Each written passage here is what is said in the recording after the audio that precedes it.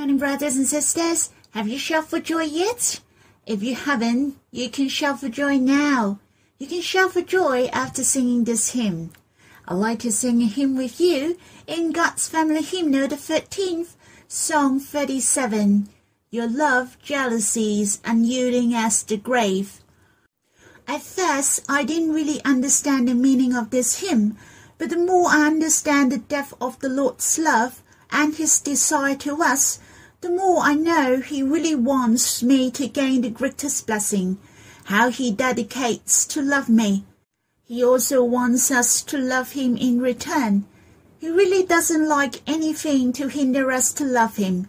He came from heaven to earth and overcome many hardships in order to take away all the obstacles between we and God, to take away all the hindrance. How precious! He has overcome the enemies and won the victory. He didn't conquer our heart by force, but his banner over us is love.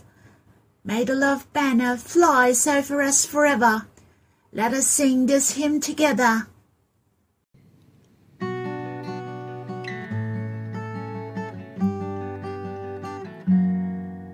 Your love, jealousy, unyielding as the grave. Your love to me like flashes of fire. Your desire for me is to only love you. Your love has overcome pains and trials. Every barrier torn down, every idol destroyed, clouds and shadows removed. You have vanquished all foes. Your love has conquered all, triumphed over all things. Your love banner flies over me. Your desire and love since eternity. Your love thoughts outnumber sands and all stars. Boundless love of the cross, fervent stronger than death. You leapt over mountains to see my face. You request to hear my voice. Lord, your love I can't forget. Let me linger every day. Your affection fills my soul. Draw me to a secret place, to be face to face, heart to heart. May your banner fly over me, fly over my heart evermore.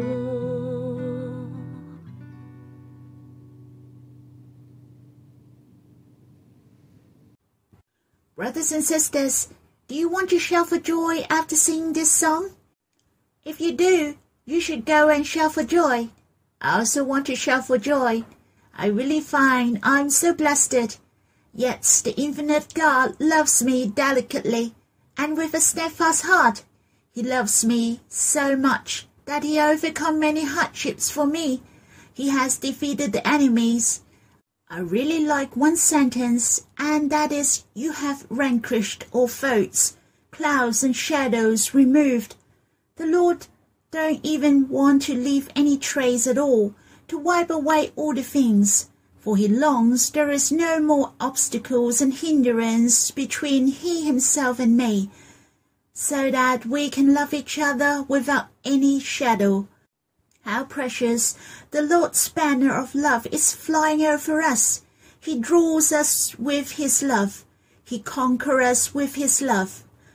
He doesn't force us to love him in return. Our love stories with the Lord are the most romantic, touching, and full of warmth. Let us sing this hymn one more time, then we will have some time to worship the Lord, to talk to him. And you can come back and continue to hear my sharing on the second sign. We will read together in the Gospel of John, chapter 4, verse 46 to 54.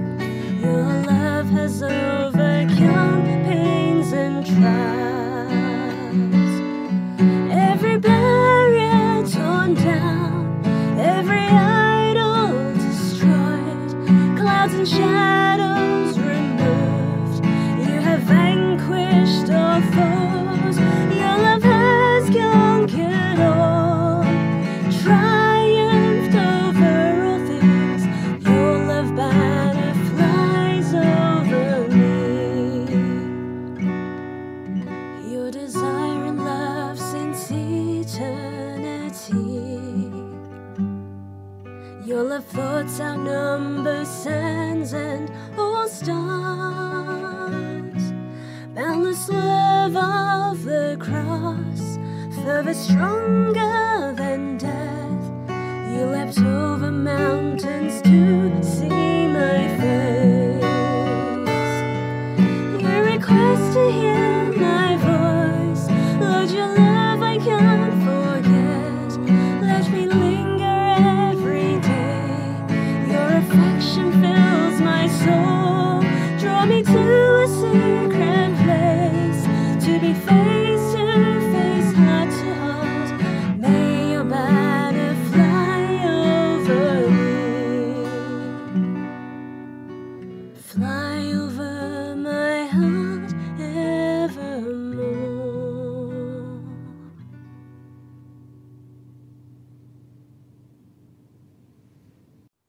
In the Gospel according to John chapter 4 verse 46 to 54, this was the second sign of the Lord recorded in the Gospel according to John.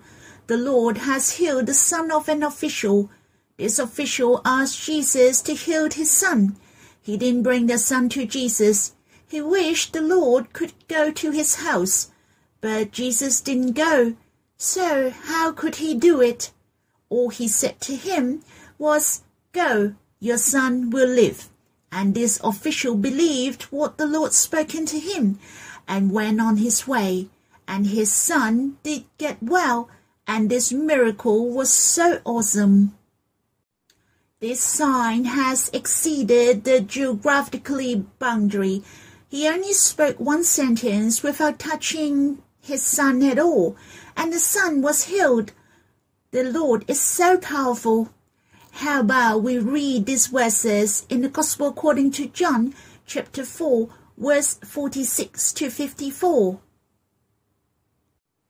So he came again to Cana in Galilee, where he had made the water wine. And at Capernaum there was an official whose son was ill. When this man heard that Jesus had come from Judah to Galilee, he went to him and asked him to come down and heal his son, for he was at the point of death. So Jesus said to him, "Unless you see signs and wonder, you will not believe." The official said to him, "Sir, come down before my child dies." Jesus said to him, "Go, your son will live." The man believed the word that Jesus spoke to him and went on his way. As he was going down, his servants met him and told him that his son was recovering. So he asked them the hour when he began to get better, and they said to him, "Yesterday at the 7th hour the fever left him." The father knew that was the hour when Jesus had said to him, "Your son will live," and he himself believed, and all his household. This was now the second sign that Jesus did when he had come from Judea to Galilee. I don't know how you feel after reading these verses. First of all, I felt the eagerness of this official. He heard of the news that Jesus went to Galilee. He then went to see him, disregard his identity, to preach the Lord to go with him and healed his son. But before Jesus healed his son, he has said one thing: "Unless you see signs and wonders, you will not believe." Through the whole story, you can tell by the official was full of faith. He hasn't seen the sign yet. He didn't see the sign appear to him. But the Bible said that he himself believed the word that Jesus spoke to him and went on his way. So, what was the ending? God will not put those who trust in him to shame. His son got better. God is faithful. We will encounter something make us very nervous in our life. Our hearts will get very anxious. But we have to draw near the Lord. We have to go to him. We have to trust in him, for he is able to calm our hearts, so that our hearts can be at ease and free of worries, and we shall trust to the end, for we will see the work of God. The official met the servant, and he was told his son recovered. How would he know? In fact, all he had to do was to ask a question, then his son would be recovered. So he asked, when did his fever go? When the servant answered him, the time when his fever was gone, and the time was exactly when he had the conversation with the Lord. And that crucial time was the evidence of his faith. He could be sure that his son was well recovered. On his way back, he must be praising and shouting for joy. I would like to remind you all, he actually didn't see his son physically yet, but he believed, and he had received assurance of faith. Then he could shout for joy, and finally, the effectiveness of faith has blessed him indeed. And not only he himself, but all his household have believed the Lord. Brothers and sisters, we really have the precious words of God and his promises. They are truly a lot. For example, those who love God, all things work together for good. Brothers and sisters, if you believe in it, then you can trust in him under the difficult circumstances. Instead of believing after seeing the sign, you can shout for joy in advance. We shall have the faith to start with, and we will surely see the glory of God. Brothers and sisters, it is very important to have faith. Our faith can capture the Lord's heart, and without faith, it is impossible to please him. Brothers and sisters, I hope we believe in the heart of God to us over our life. To trust in God's words, we can walk through our life gloriously. May the Lord bless us. O Lord, you are the faithful God who never lies. You are the way, the truth, and the life. Those who trust in you will not put to shame. Though the current situation is not smooth, we may face the attack and temptation from the enemies. We may face the difficulties, but we trust deeply for those who love God. All things work together for good.